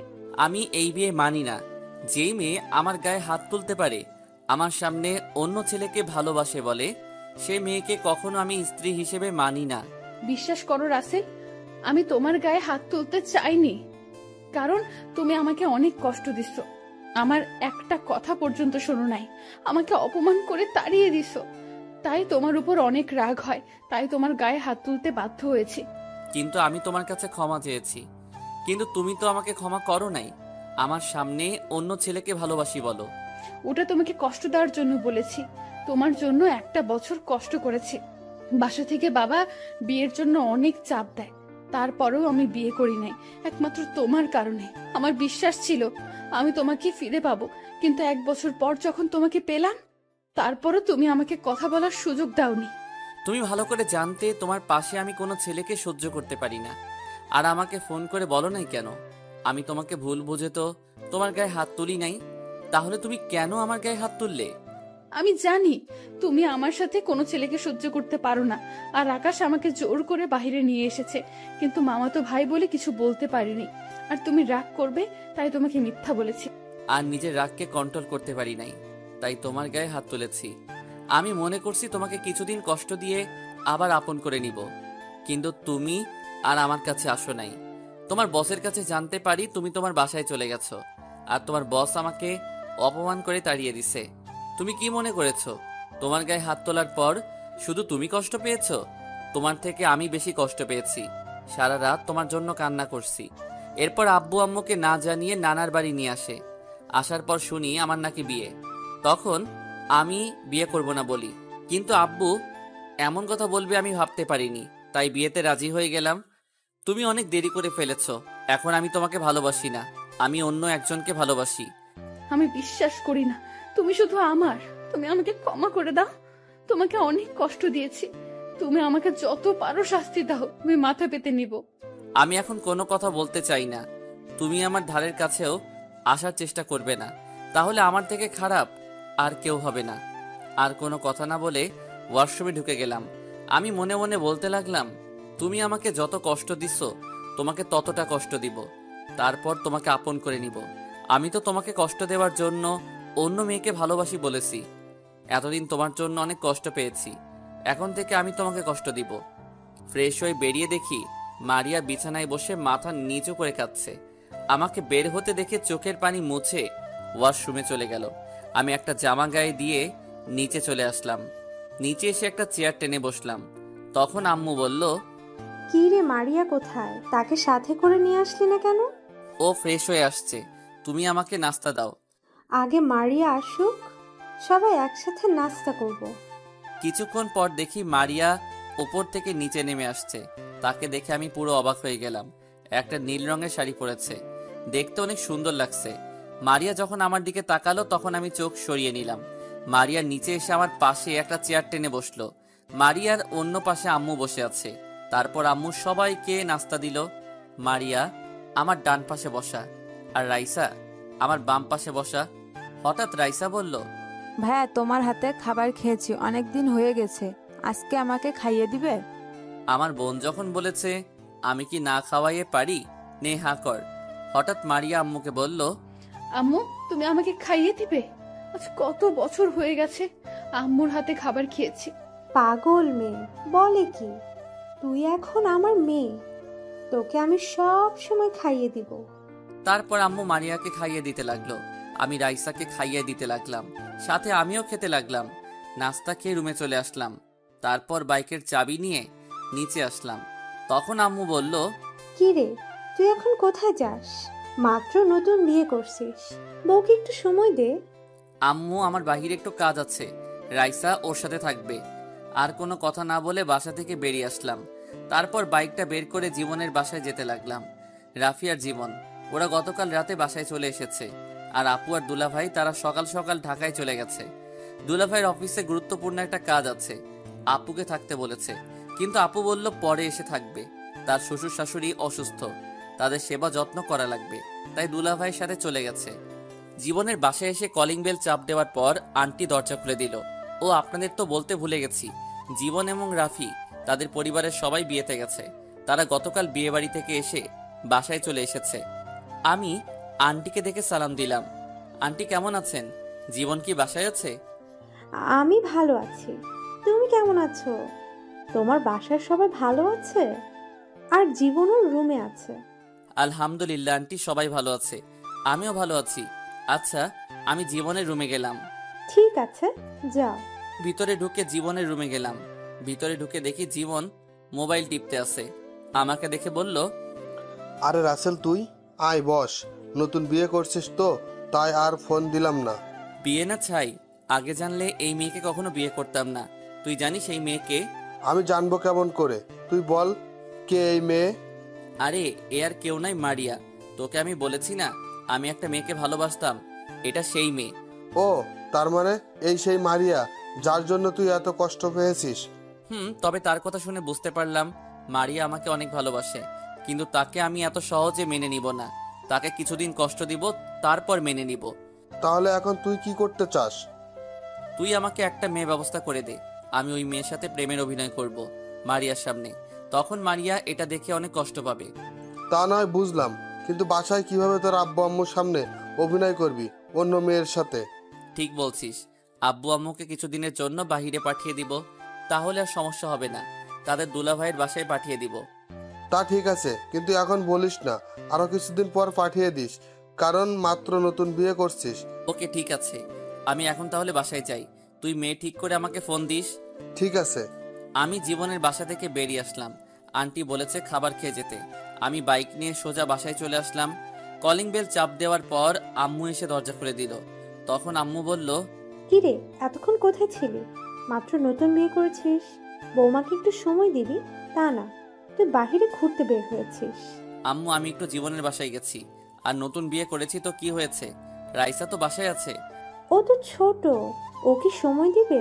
তুই থাকলে মেয়েটার একটু ভালো লাগতো। ঠিক আছে, আমি রুমে গেলাম। আর কোনো কথা না বলে রুমে চলে আসলাম। রুমে এসে দেখি রাইসা মারিয়ার সাথে গল্প করছে। ও আপনাদের তো বলতে ভুলে গেছি, রাইসার আব্বু আম্মু ও তারা গতকাল বাসায় চলে গেছে। রাইসা বলল ও এখন যাবে না, পরে আমার সাথে যাবে। আমাকে রুমে দেখে রাইসা বলল, ভাইয়া তুমি এতক্ষণ কোথায় ছিলে? জানো ভাবি না অনেক ভালো, অনেক মিষ্টি করে কথা বলতে পারে। ভাইয়া একটু বাইরে কাজে গেছি, তোর সাথে পরে কথা বলবো। ভাইয়া এখন ফ্রেশ হয়ে একটু রেস্ট করব। তাহলে ঠিক আছে, আমি আম্মুর রুমে গেলাম। বলে রাইসা রুম থেকে বেরিয়ে গেল। আমি ওয়াশরুমে ঢুকে ফ্রেশ হয়ে বেরিয়ে এসে দেখি মারিয়া মনমরা হয়ে বসে আছে সোফায়। আমি বিছানায় গিয়ে শুয়ে পড়লাম। তোমার শরীরটা কি খারাপ? অসময়ে শুয়ে পড়লে যে। আমার শরীর ভালো না খারাপ সেটা কি তোকে বলবো? তুমি আমার সাথে এভাবে কথা বলছো কেন? আমি স্ত্রী, তোমাকে জিজ্ঞেস করতেই পারি। কিন্তু আমি তো তোকে স্ত্রী হিসেবে মানি না, আমি অন্য মেয়েকে ভালোবাসি। আমি তোকে ডিভোর্স দিয়ে বাসা থেকে বের করে ওই মেয়েকে বিয়ে করব। প্লিজ তুমি আমাকে ডিভোর্স দিও না। দরকার হয় তোমার বাসার কাজের মেয়ের মতো থাকবো, তবুও তুমি আমাকে বাসা থেকে বের করে দিও না। তোর সাথে কথা বলতে আমার ভালো লাগছে না, তুই আমার সামনে থেকে যা তো। মারিয়া কান্না করতে করতে রুম থেকে বেরিয়ে গেল। আমি মনে মনে বললাম, এমন কেমন লাগছে? আমিও কম কষ্ট পাইনি, তোমার জন্য অনেক কান্না করেছি। তো যাই হোক, রাতে সবাই একসাথে খাবার খেলাম। রুমে এসে বিছানায় শুয়ে মোবাইল টিপতে লাগলাম। কিছুক্ষণ পর মারিয়া রুমে আসলো। মারিয়া বিছানায় এসে শুয়ে পড়লো একপাশে। তখন আমি বিছানা থেকে নেমে সোফায় চলে গেলাম। তখন মারিয়া বলল, কি ব্যাপার, তুমি সোফায় গেলে কেন? বিছানায় এসে শুয়ে পড়ো। তোর সাথে আমি এক বিছানায় কখনো শুব না। প্লিজ তুমি আমার সাথে এরকম করো না। ঠিক আছে, তুমি বিছানায় শুয়ে পড়ো, আমি সোফায় ঘুমিয়ে পড়ি। তারপরেও তুমি বিছানায় শুয়ে থাকো। ঠিক আছে, তবে তুইও বিছানায় ঘুমাবি, কিন্তু মাঝখানে কোলবালিশ থাকবে। যদি রাতে উল্টাপাল্টা কিছু করিস তাহলে তোর কপালে শনি আছে। মারিয়ার মন খারাপ হয়ে গেছে। আমি আর কোনো কথা না বলে সোফা থেকে বিছানায় গিয়ে একপাশে শুয়ে পড়লাম। হঠাৎ মোবাইলটা বেজে উঠল। তাকিয়ে দেখে জীবন ফোন দিয়েছে। তারপর বিছানা থেকে নেমে বেলকনিতে চলে গেলাম। আমি ফোনটা রিসিভ করে বললাম, বল, কেন ফোন দিয়েছিস? মেয়ে একটা পেয়েছি, তবে মেয়েটা আমার ভালোবাসা এবং আমার মামাতো বোন সিমি। তাকে তোর বিষয়ে সব খুলে বলেছি, কিন্তু প্রথমে রাজি হয়নি, পরে সবকিছু বুঝিয়ে বলছি, তারপরে রাজি হয়েছে। ও, কিন্তু তুই যে প্রেম করিস আমাকে তো বললি না। তা কবে থেকে? বেশি দিন হয়নি, মাত্র 6 মাস হয়েছে। কি 6 মাস হয়ে গেছে আর তুই এখন আমাকে বলছিস? প্লিজ দোষ, রাগ করিস না। সিমি কাউকে বলতে মানা করেছে, এটা এখনো পর্যন্ত আমার পরিবারের কেউ জানে না। আচ্ছা ঠিক আছে, এখন আমি সিমির সাথে কথা বলতে চাই। আমি তোকে নাম্বার মেসেজ করে পাঠিয়ে দিব, আর এখন ফোন দিস না। ও এখন ঘুমিয়ে গেছে। সকালে ফোন দিয়ে তোর পরিচয় দিয়ে কথা বলবি এবং কোথায় দেখা করতে হবে সেটা বলে দিস। আচ্ছা ঠিক আছে, তাহলে এখন ঘুমা, কালকে কথা হবে। আল্লাহ হাফেজ। ওকে, আল্লাহ হাফেজ। ফোন কেটে দিয়ে রুমে চলে আসলাম। মারিয়ার চেহারা কেমন যেন হয়ে গেছে, অনেক কান্না করছে তো তাই। মনে মনে বললাম, তোমাকে এখন মেনে নিব না পাখি, আগে তোমাকে আরো কিছুদিন কষ্ট দিব, তারপর আপন করে নিব। আমি বিছানায় এসে শুয়ে পড়লাম। সকালে ঘুম থেকে উঠতেই বুকটা কেমন ভারী ভারী লাগছে। চোখ খুলে দেখি মারিয়া আমাকে জড়িয়ে ধরে আছে। এমন ভাবে জড়িয়ে ধরে আছে মনে হয় শান্তির জায়গায় খুঁজে পেয়েছে। তার চেহারা দেখে কেমন যেন মায়া লাগছে। তাই কিছু না করে তার হাত ছাড়িয়ে বিছানা থেকে উঠে ওয়াশরুমে চলে গেলাম। ফ্রেশ হয়ে বেরিয়ে দেখি মারিয়া উঠে গেছে। আমাকে বের হতে দেখে বিছানা থেকে উঠে ওয়াশরুমে চলে গেল। আমি একটা জামা গায়ে দিয়ে নিচে চলে আসলাম। কিছুক্ষণ পর মারিয়া নিচে আসলো। সবার সাথে নাস্তা করে বাসা থেকে বেরিয়ে সিমির নাম্বারে একটা মেসেজ দিলাম, আর এটাও বলে দিলাম আমি জীবনের বন্ধু, আর কোথায় আসতে হবে সেটাও মেসেজ করে দিলাম। সিমি ওকে বলে মেসেজ করলো। আমি বাইক নিয়ে রেস্টুরেন্টে চলে গেলাম। ভিতরে ঢুকে একটা টেবিলে বসে সিমির জন্য অপেক্ষা করতে লাগলাম। প্রায় 10 মিনিট পর একটা মেয়ে আমার সামনে আসলো। মেয়েটাকে দেখে আমি পুরো অবাক হয়ে গেলাম, আর মেয়েটাও আমাকে দেখে অবাক হয়ে গেল। তার মানে সিমি জীবনের মামাতো বোন। আপনারা হয়তো ভাবছেন আমি সিমিকে চিনি কি করে।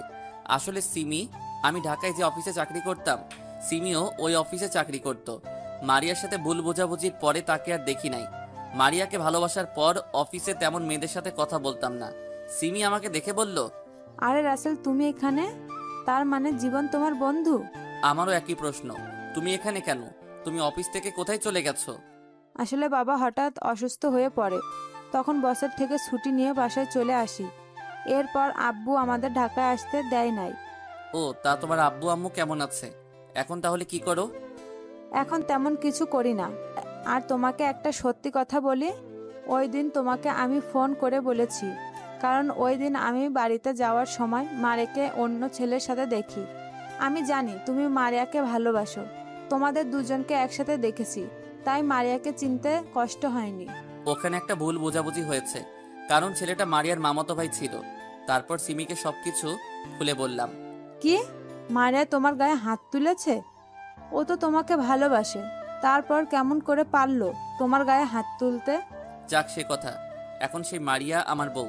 তবে তার কথা শুনে বুঝতে পারলাম এখনো মারিয়া আমাকে ভালোবাসে, কিন্তু আমি তাকে এত সহজে মেনে নিব না, তাকে অনেক কষ্ট দিব।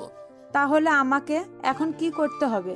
এখন আমি তোমাকে যে কোনো সময় ফোন দিব, তখন তুমি আমার সাথে প্রেমের অভিনয় করবে, এতে মারিয়া অনেক কষ্ট পাবে। আচ্ছা ঠিক আছে, তুমি যেভাবে বলবে আমি সেভাবেই করব। তবে বেশি কষ্ট দিতে গিয়ে আবার মারিয়াকে হারিয়ে ফেলো না। না, এমনটা কখনো করব না। আগে কিছুদিন কষ্ট দেব, তারপর ভালোবাসা দিয়ে সব কষ্ট দূর করে দিব। আরো কিছুক্ষণ কথা বলার পর সিমি চলে গেল। আমি বসে না থেকে বাসায় চলে আসলাম। এভাবে দেখতে দেখতে 10 দিন চলে গেল। আমি এখন অফিসে যাওয়া আসা করি।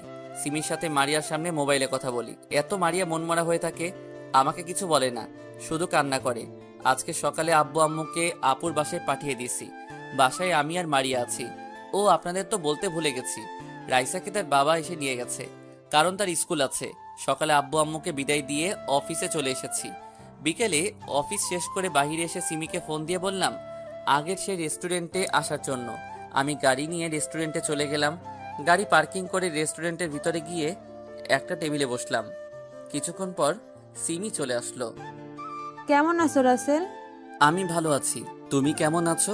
আলহামদুলিল্লাহ, আমিও ভালো আছি। তা কি জন্য রেস্টুরেন্টে আসতে বললে? আব্বু আম্মু আপুর বাসায় চলে গেছে, তোমাকে নিয়ে আজকে বাসায় যাব। কিছুক্ষণ মারিয়ার সামনে অভিনয় করবে, তারপর আমি তোমাকে বাসায় দিয়ে যাব। ঠিক আছে, চলো। তারপর দুজনে রেস্টুরেন্ট থেকে বেরিয়ে গাড়ি নিয়ে সোজা বাসায় চলে আসলাম। কলিং বেল চাপ দেওয়ার পর মারিয়া দরজা খুলে দিল। আমার সাথে সিমিকে দেখে অবাক হয়ে গেল। তখন সিমি বলল, বাবু, এই মেয়েটা কে? ও হচ্ছে আমাদের কাজের মেয়ে, কিছুদিন হয়েছে আম্মু রাস্তা থেকে নিয়ে এসেছে। ও ঠিক আছে, এই মেয়ে আমাদের জন্য কফি বানিয়ে নিয়ে আসো, আমরা রুমে যাচ্ছি। মারিয়া মাথা নিচু করে আমাদের সামনে থেকে চলে গেল। আমি আর সিমি ভিতরে ঢুকে নিজের রুমে চলে আসলাম। কিছুক্ষণ পর মারিয়া কফি নিয়ে আসলো। সিমি কফিটা মুখে দিয়ে কাপটা নিচে ফেলে দিল। তখন সিমি বলল, এটা কি কফি নাকি অন্য কিছু? এত ঠান্ডা কেন? কফি তো গরম ছিল। তুই আমার মুখের ওপর কথা বলিস, এখনই রুমটা পরিষ্কার কর। বাবু, তোমার আম্মু কেন যে এই রাস্তায় মেয়েকে বাসায় আনছে? ঠিক বলছো, এদের মতো মেয়েদের বাসা থেকে বের করে দেওয়া উচিত। শুধু পারছি না, আম্মু তাকে নিয়ে এসেছে। মারিয়া কোনো কথা না বলে কাপের টুকরোগুলো কুড়িয়ে রুম থেকে বেরিয়ে গেল। আমি জানি মারিয়া অনেক কষ্ট পেয়েছে। তারপর আমি বিছানা থেকে নেমে রুমের দরজা বন্ধ করে দিলাম। বিছানায় এসে গায়ের জামাটা খুলে ফেললাম। সিমিকে বললাম, তোমার ঠোঁটে লিপস্টিক আমার জামায় লাগিয়ে দাও। যদি মারিয়া আমার জামাইটা দেখে তাহলে সে ভাববে আমাদের মাঝে কিছু একটা হয়েছে। ঠিক আছে, দাও। সিমি তার ঠোঁট দিয়ে জামায় লিপস্টিক লাগিয়ে দিল। জামাটা গায়ে দিয়ে দুজনের রুম থেকে বেরিয়ে আসলাম। রুম থেকে বেরিয়ে এসে দেখি মারিয়া সোফায় বসে মাথা নিচু করে কান্না করছে। চলো বেবি, তোমাকে বাসায় দিয়ে আসি। আজকে কিন্তু অনেক মজা পেয়েছি, কালকে কিন্তু আবার আসবে। ঠিক আছে, আসবো, এখন চলো। আমি সিমিকে নিয়ে বাসা থেকে বেরিয়ে আসলাম আর সিমিকে তাদের বাসায় নামিয়ে দিয়ে নিজের বাসায় চলে আসলাম। কলিং বেল দেওয়ার পর মারিয়া এসে দরজা খুলে দিল। চেহারা দেখে বোঝা যাচ্ছে অনেক কান্না করছে, চোখ দুটো ফুলে আছে, নিজের কাছে খারাপ লাগছে। আমি কোনো কথা না বলে রুমে চলে আসলাম। ফ্রেশ হয়ে বিছানায় শুয়ে মোবাইল টিপতে লাগলাম। মারিয়া রুমে এসে বলল, খাবার খাবে না? তুমি যে শুয়ে আছো। আমি এখন খাবার খাবো না, সিমির কাছে যেটা খেয়েছি তাতেই পেট ভরে গেছে। আসলে আমি আসার সময় রেস্টুরেন্ট থেকে খাবার খেয়ে এসেছি। মারিয়া বলল, বিয়ের আগে এসব করা কি ঠিক? তুই কিসের কথা বলছিস? আমি কি বলতে চাইছি সেটা তুমি বুঝতে পেরেছো।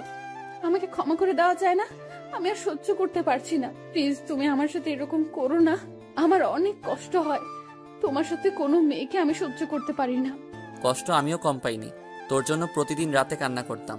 তোকে আমি ভুলতে পারি নাই, কিন্তু পরে চিন্তা করলাম তুই যদি আমাকে ছাড়া সুখী থাকতে পারিস তাহলে আমি কেন পারবো না।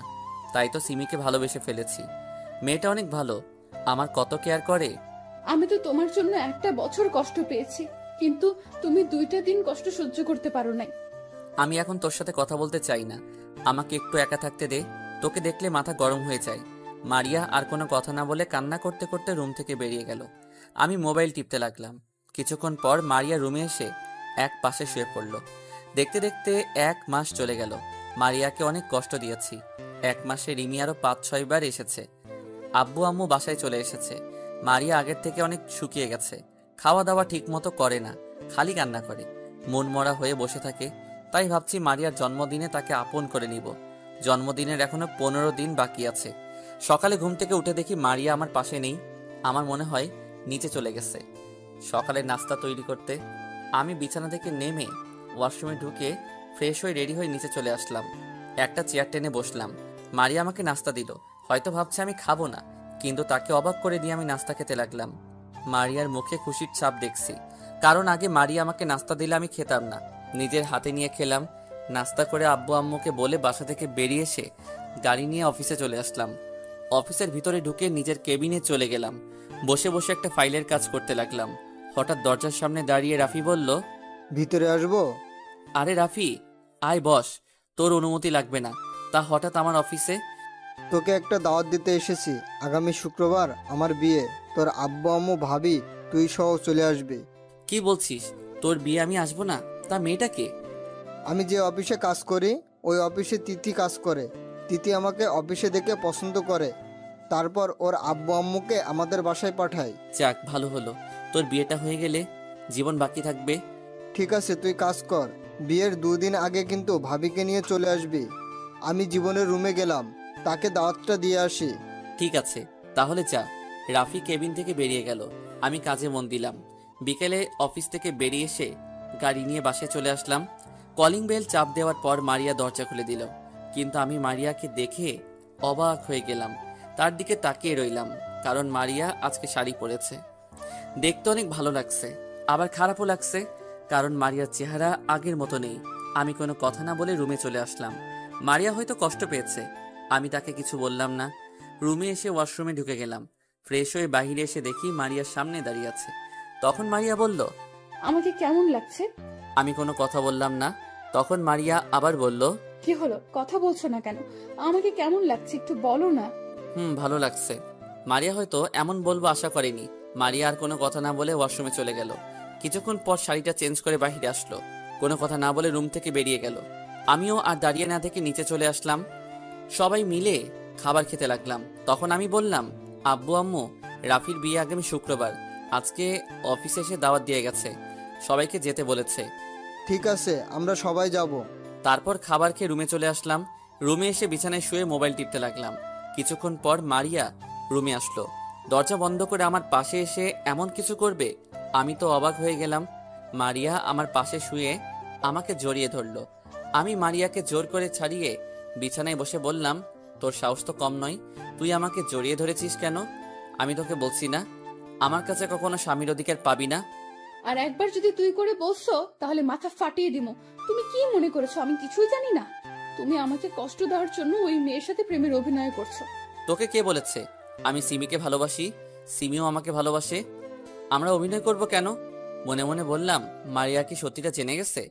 ঠিক আছে, এখনই প্রমাণ দেখাচ্ছি। তোমার মোবাইলটা দাও তো। তোকে আমার মোবাইল দিব কেন? যেটা বলছি সেটা করো, তা না হলে আব্বু আম্মুকে ডাক দিব।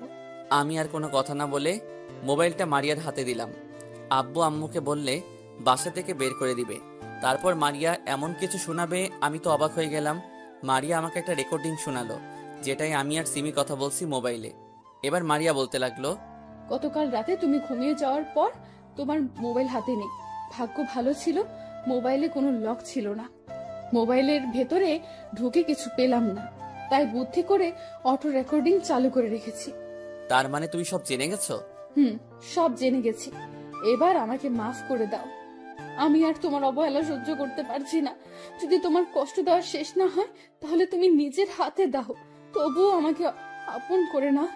ভেবেছিলাম তোমাকে কিছুদিন পর একটা সারপ্রাইজ দিয়ে আপন করে নিব, কিন্তু আমি আর পারলাম না। এসো বুকে।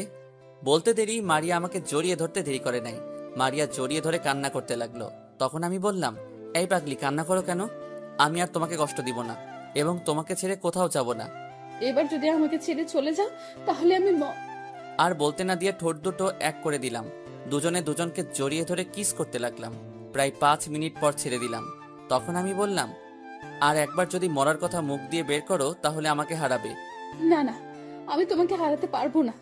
আমি তোমাকে অনেক ভালোবাসি, আর কখনো মরার কথা মুখ দিয়ে বের করব না। এবার ঠিক আছে। আচ্ছা, তুমি বলেছিলে সারপ্রাইজ দিবে, তা কিসের সারপ্রাইজ? সেটা সময় হলে জানতে পারবে। চলো দুজনে একটু রোম্যান্স করি। তা করো। তোমাকে কেউ ধরে রাখছে? আমি মারিয়াকে বিছানায় ফেলে দিয়ে বুকের উপর শুয়ে তার ঠোঁট দুটো এক করে দিলাম। তারপর আর কি আমি আর বলতে পারবো না, কারণ এখন রমজান মাস। সকালে ঘুম থেকে উঠতে দেখি মারিয়া আমাকে জড়িয়ে ধরে শুয়ে আছে। তার শরীরে কাপড় নেই। হঠাৎ মারিয়ার গলার নিচে একটা তিল দেখে নিজেকে কন্ট্রোল করতে পারলাম না। ওই তিলটাই কিস করতে লাগলাম।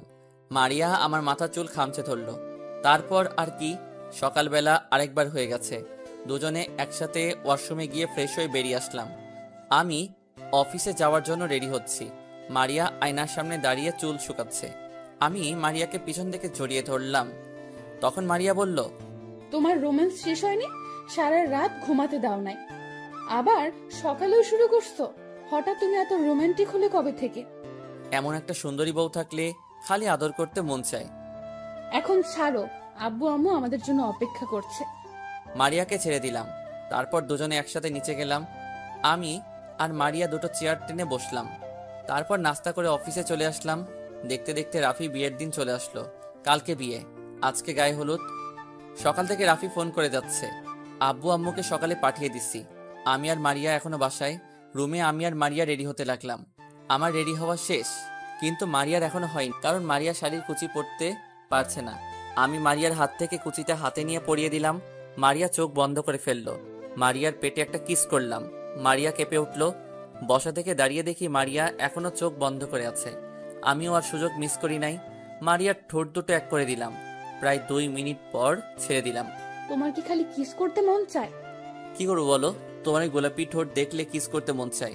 এখন চলো, পরে অনেক সময় পাবে রোম্যান্স করতে, এমনি অনেক দেরি হয়ে গেছে। আমি আর মারিয়া রুম থেকে বেরিয়ে বাসার বাইরে চলে আসলাম। গাড়ি নিয়ে দুজনে একসাথে গে মার্কেটে গেলাম। মার্কেট থেকে উপহার নিয়ে রাফির বাসায় চলে আসলাম। বাড়িটা অনেক সুন্দর করে সাজিয়েছে। গাড়ি পার্কিং করে দুজনে ভিতরে গেলাম। ভিতরে ঢুকে দেখি অনেক মেহমান এসেছে। জীবন আর সিমিও এসেছে। আমাদেরকে দেখে দুজনেই সামনে আসলো।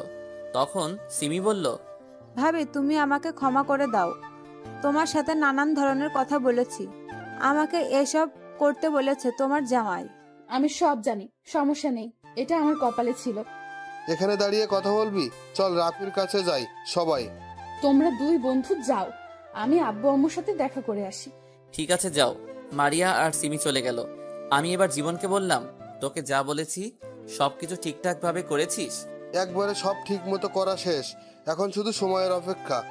চল রাফির রুমে চাই, ওর সাথে কিছুক্ষণ দুষ্টামি করে আসি। অনুষ্ঠান শুরু হতে এখনো বাকি আছে। তারপর জীবন আর আমি রাফির রুমে গেলাম। হায় হায়, রাফির রুমে এসে দেখি সব ময়দা সুন্দরী। রাফি আমাদের দুজনকে দেখে মেয়েগুলোকে বাইরে যেতে বলছে। সব মেয়েরা বাইরে গেল। শালা, তোর আসতে এত দেরি হলো কেন? আমার বিয়ের সময়ও তোর কাজ করতে হয়? ওই হারামি, তুই কাকে শালা বলিস? আমার বোনের বিয়ে হয়ে গেছে, এখন এত কথা বাদ দে। সব কাজ শেষ। শেষ। আমি, জীবন আর সিমি 3 জনে মিলে সবকিছু সাজিয়ে রেখেছি। ওকে ঠিক আছে, এখন সময়ের অপেক্ষা। তারপর 3 জনে মিলে কিছুক্ষণ কথা বললাম। কথা বলতে বলতে রাফির অনুষ্ঠানের সময় হয়ে গেছে। রাফিকে সাজিয়ে স্টেজে নিয়ে আসলাম। রাফির হলুদ লাগানো শেষ। এখন 12টা বাজতে আর মাত্র 5 মিনিট সময় আছে। রাফি, জীবন আর সিমি তারা চলে গেছে ছাদে। আমি মারিয়ার চোখ বেঁধে ছাদে নিয়ে আসলাম। তখন মারিয়া বলল, কি ব্যাপার, তুমি আমাকে কোথায় নিয়ে আসলে? আগে তোমার চোখ খুলে দেই। আমি মারিয়ার চোখের বাঁধন খুলে দিলাম। আর সবাই একসাথে মারিয়াকে বলতে লাগলো, happy birthday to you Maria. আমি মারিয়ার সামনে হাঁটু গেড়ে বসে বলতে লাগলাম, পৃথিবীর সবকিছু মিথ্যা হলেও ছেলেদের চোখের অশ্রু কখনো মিথ্যা হয় না, কারণ মেয়েরা খুব কষ্ট না পেলে কখনো তাদের দামি অশ্রু ঝরায় না। যদি মন কাঁদে আসবো বর্ষা হয়ে, যদি মন হাসে আসবো রোদ্দুর হয়ে, যদি মন ওড়ে আসবো পাখি হয়ে, যদি মন খোঁজে আসবো তোমার জান হয়ে। I love you Maria and happy birthday to you. Maria আমাকে জড়িয়ে ধরে কান্না করে দিল আর বলতে লাগলো, তুমি আমাকে এত ভালোবাসো, আমিও তোমাকে অনেক ভালোবাসি রাসেল, কখনো ছেড়ে যাব না। আমার তো মনে ছিল না আজকে আমার জন্মদিন, তুমি সব সময় আমার জান হয়ে থাকবে। এবার কান্না বন্ধ করো, চলো কেক কাটবে। মারিয়া কেক কাটলো, প্রথম আলোকে খাওয়াই দিল, তারপর বাকি সবাইকে। পরের দিন সবাই রেডি হয়ে মেয়ের বাড়িতে গেলাম। আমার গাড়িতে রাফি, জীবন আর সিমি, আমার সাথে সামনের সিটে মারিয়া, পিছনের রাফির সাথে জীবন আর সিমি। প্রায় 1 ঘন্টা পর মেয়েদের বাসার সামনে চলে গেছি। আমি আর মারিয়া ম্যাচ করে পড়েছি। মারিয়া পরেছে নীল শাড়ি আর আমি নীল রঙের পাঞ্জাবি। মারিয়া আর সিমি গাড়ি থেকে নেমে ভিতরে চলে গেছে। আমি, রাফির, জীবন গাড়ি থেকে নেমে গেটের সামনে যাওয়ার পর কিছু মেয়ে ভিতরে যেতে দিচ্ছে না। তখন আমি বললাম, কি ব্যাপার, আপনারা গেটের সামনে দাঁড়িয়ে আছেন কেন? আমাদের পাওনা দিয়ে তারপর ভিতরে যাবেন। আপনাদের পাওনা মানে? কিসের পাওনা? কিসের কথা বলছেন?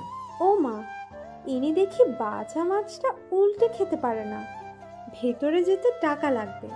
ও মা, এটা তো বেশিরভাগ গ্রাম অঞ্চলে হয়, ঢাকায় হতে এই প্রথম দেখেছি।